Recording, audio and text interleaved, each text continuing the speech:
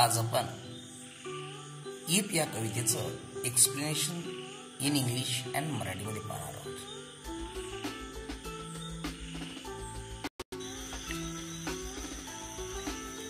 The poem If by Rudyard Kipling is a bundle of suggestions from father to his son. In the poem, the poet tells his son how to cope with different situations in the life ahead.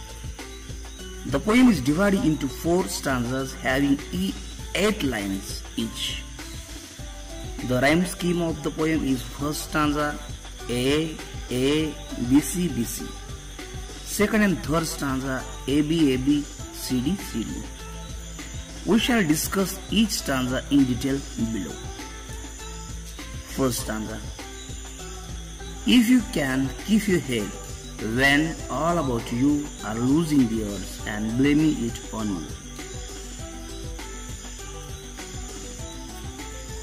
The poem begins with the poet as a father addressing his son, saying that he should keep calm in the situation of crisis when all the others around him are doing unable action and blaming him.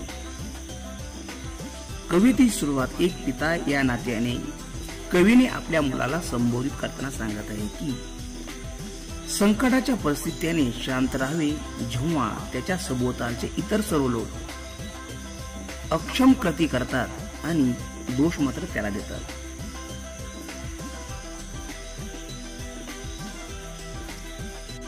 If you can trust yourself when all men doubt you, but make allowance for doubting too. He should trust himself when all others doubt him. However, he should also try understanding what made them doubt him. जेव्हा इतर सर्व त्याच्यावर संशय घेतात तेव्हा त्याने स्वतःवर विश्वास ठेवायला हवा. तथापि त्याने त्याच्यावर कशामुळे शंका निर्माण केली हे समजून घेण्याचा प्रयत्न केला पाहिजे.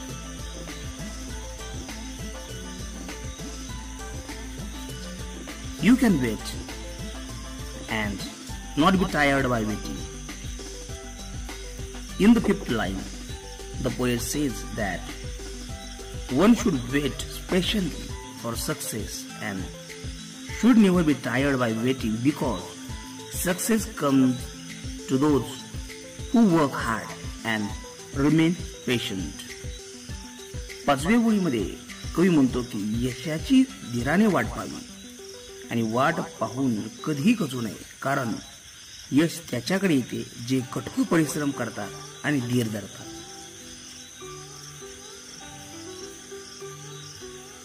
Or being lied about, don't deal in lies. Next, the poet tells his son that other people will often tell him lies. However, he should never lie in his life and always remain truthful. कवी पुढे आपल्या मुलाला सांगतो की इतर लोक त्याला अनेकदा खोटे बोलतात आणि त्याने आपल्या जीवनात कधीही खोटे बोलू नये आणि नेहमी सत्य राहावे असं कवी सुचवतो.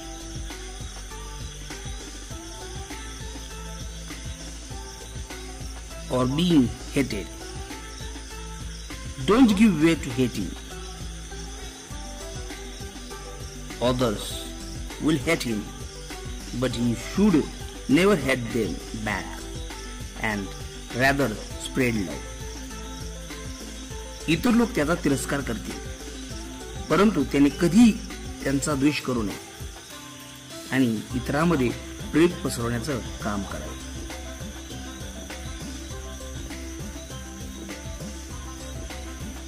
And 8. Don't look too good nor talk too wise. He then advises his son neither to show off to people nor act arrogant but to stay modest. त्यानंतर तो आपल्या मुलाला लोकांकडे दिखावा करू नका किंवा गर्विष्ठ वागू नका तर नम्र राहण्याचा सल्ला दिला. second stanza. If you can dream and not make dreams your master. The narrator continues advising his son that it is good to dream high or big, have ambitions and goals, but he must not allow his dreams to rule him. He should not lose connection with reality. कवी आपल्या मुलाला सल्ला देत आहे की उच्च किंवा मोठी स्वप्न पाहणे चांगले आहे, महत्वाकांक्षा आणि ध्येय आहेत, परंतु त्याने त्याच्या स्वप्नांना त्याच्यावर राज्य करून देऊ नये, म्हणजे अधिराज्य करू नये. त्याने वास्तवाशी असलेले संबंध गमावू नये.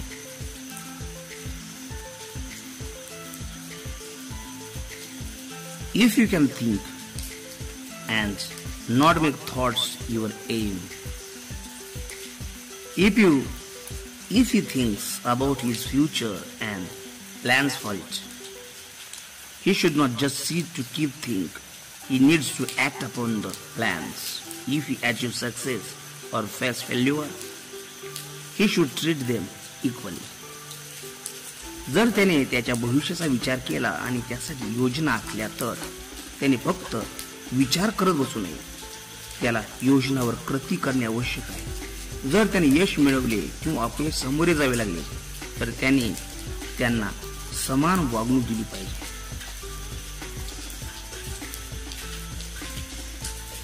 If you can meet with triumph and disaster and treat those two impostors just the same.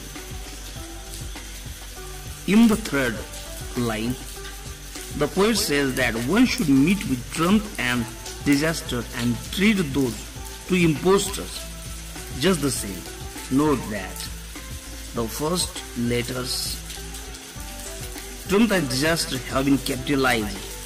These are the two extremes of life.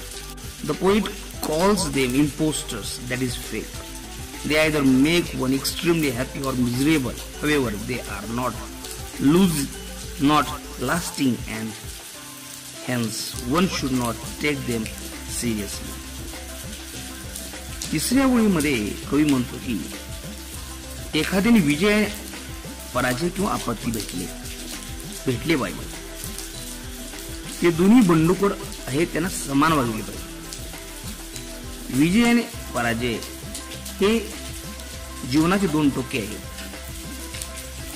कवी त्यांना ढोंगी समजतो. एकतर एखाद्याला अत्यंत आनंदी किंवा दुःखी करतात. ते दीर्घकाळ टिकणारे नाही, म्हणून त्यांना गांभीर्याने घेऊ नये असे कवी म्हणतो. If you can bear to hear the truth you have spoken. In the fifth line, the poet says that one should only speak the truth. कवी म्हणतो की माणसाने फक्त सत्य बोलावे.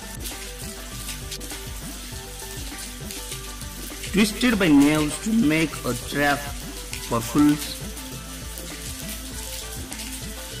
and should also have the courage to listen to things said by him but are modified by some dishonest men. आणि त्याने सांगितलेल्या पण काही अप्रमाणित लोकांद्वारे सुधारित केलेल्या गोष्टी ऐकण्याचे धैर्य असले पाहिजे.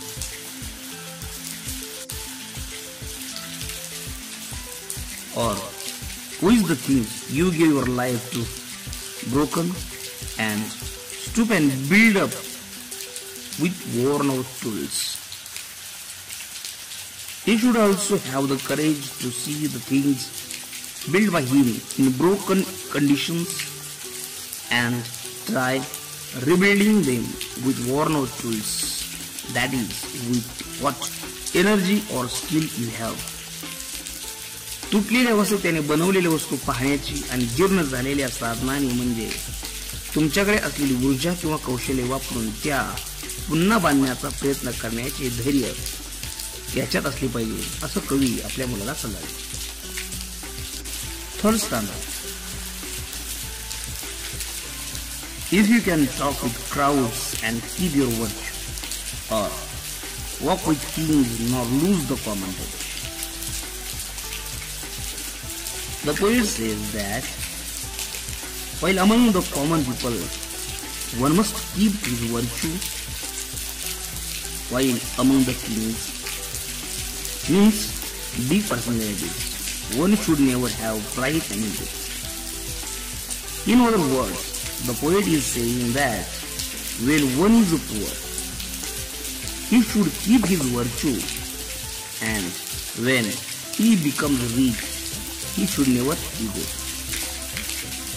कवी म्हणतो की सामान्य लोकांमध्ये आपले गुण असावे, गुण ठेवावे, तर राजामध्ये म्हणजे मोठ्या व्यक्तीमध्ये कधी गर्व किंवा अहंकार नसावा. दुसऱ्या शब्दात सांगायचे तर कवी म्हणतो की गरीब असताना त्याने आपले गुण ठेवावे आणि श्रीमंत झाल्यावर कधीही अहंकार करू नये. If neither foes nor living friends can hurt you, if all men count with you but none too much. Next, the poet says that neither foes nor living friends can hurt one because of what principles and idols one holds. One should never give up them. People will often remain dependent on him, but he should never allow them to remain completely dependent on him. The poets may also be saying that one should never give others too much importance, or else he will get emotionally attached to them, which will hurt him in the future. पुढे कवी म्हणतो की शत्रू किंवा प्रेमळ मित्र कोणाला कोणते तत्व आणि आदर्श धारण करतात म्हणून दुखवू शकत नाही. त्यांना कधीही सोडू नये. लोक सहसा त्यांच्यावर अवलंबून राहतील, परंतु त्यांनी कधीही त्याच्यावर पूर्णपणे अवलंबून राहू देऊ नये. कवी असे म्हणत आहे की एखाद्याने दुसऱ्याला कधीही जास्त महत्त्व देऊ नये, अन्यथा तो त्याच्याशी भावनिक तुटला जाईल, ज्यामुळे भविष्यात तो दुखावला जाईल, असं कवी आपल्या मुलाला समजावतो. If you can fill the unforgiving need with 60 seconds worth of distraction. In the next line, the poet talks about the importance of time. According to him, the time is precious, will never come back. Hence, one should start utilizing each and every second of life. पुढच्या ओळीत कवी वेळेचे महत्त्व सांगताना असं म्हणतो की वेळ मौल्यवान आहे आणि परत कधीच येणार नाही. त्यामुळे जीवनाच्या प्रत्येक सेकंदाचा सदुपयोग करायला सुरुवात केली पाहिजे.